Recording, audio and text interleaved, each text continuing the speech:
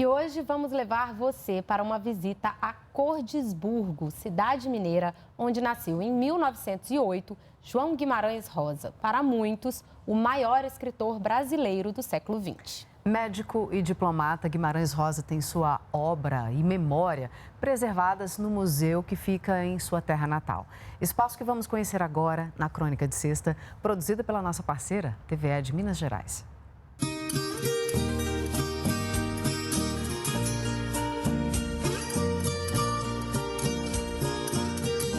Essa pequena Cordisburgo de 9.000 habitantes também é onde nasce o Sertão Mineiro, uma das inspirações de Guimarães Rosa. A casa onde viveu o escritor abriga o museu.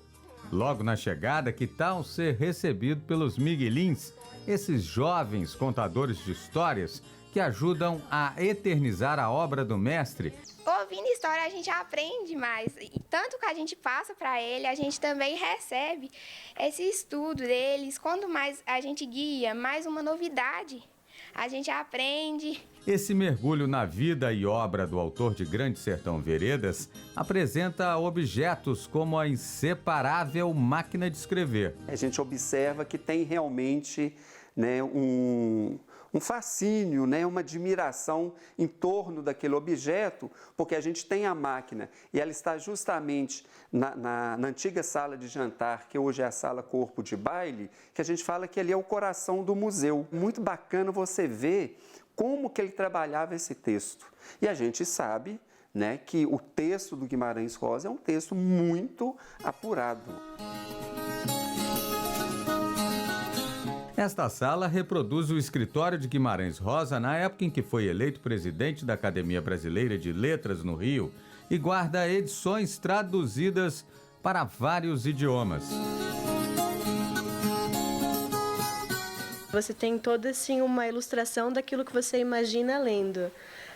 O único livro que eu li dele foi Grande Sertão Veredas. E aí tem um mapinha aqui no começo do museu que você tem toda uma ideia também do trajeto que ele descreve, você consegue visualizar melhor do jeito que ele visualizava. E foi bem aqui desta janela, a janela do quarto, que o garoto João sonhava em ganhar o mundo. No horizonte, a paisagem do sertão. E bem aqui, em frente à janela, bastava atravessar a rua, a estação do trem, por onde vinham as novidades e chegava gente de todo lugar. Assim, repartido em dois, num dos cômodos, a janela sendo de grades, feitas de cadeia para os presos. Ia servir para levar duas mulheres para longe, para sempre. O trem do sertão passava às 12 horas e 45 minutos. Sempre que chegava o trem, ele ficava observando o movimento, as histórias que aconteciam aqui. E certamente a história do Soroco, sua mãe e sua filha, foi baseada em fatos reais que aconteceram aqui na época dele, que o pai contava para ele. Tanto que no conto tem personagens que realmente existiram. Guimarães Rosa também exerceu a medicina, mas por pouco tempo. Foi representante do Itamaraty na Europa, onde viveu com a segunda mulher, Araci, outra de suas inspirações.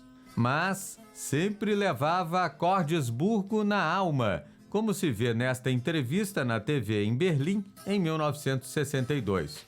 O romance trata de lutas de jagunços naquela região do interior do Brasil, com um sistema quase medieval de grandes fazendeiros e com pouca justiça, pouca polícia. A gente não morre, fica encantado. Nas palavras do Riobaldo, personagem de Grande Sertão Veredas, Guimarães Rosa refletia sobre a vida. Supersticioso, o escritor chegou a adiar por um tempo a posse na Academia Brasileira de Letras. Tinha medo de morrer. Assumiu em 1967, mas 3 dias depois, faleceu. A felicidade se acha só em horinhas de descuido. Frases tão ricas quanto o vocabulário deixado por ele. Um resgate simples e, ao mesmo tempo, profundo da alma do sertão, onde no nada não é nada. Peta significa uma coisa que não compensa você fazer, que não vale nada, uma coisinha de nada. Beija-flor é a velocidade, que o beija-flor voa numa velocidade incrível, você nem vê direito, ele passa... Zup. Urubuir, urubu indo embora, né? Urubuir. Sussurruído é o ruído do sussurro. Imagina o que é isso. Um barulhinho lá bem... Quando você lê Guimarães Rosa, a leitura do Guimarães Rosa é suave. Ela cabe dentro da gente, do espírito da gente. Tem a ver com o cotidiano da vida da gente, da travessia de vida que a gente faz. Esse percurso todo, né? Até do nascimento à morte, essa travessia de vida. É por tudo isso que visitar Cordesburgo vale a pena. O trem bom só.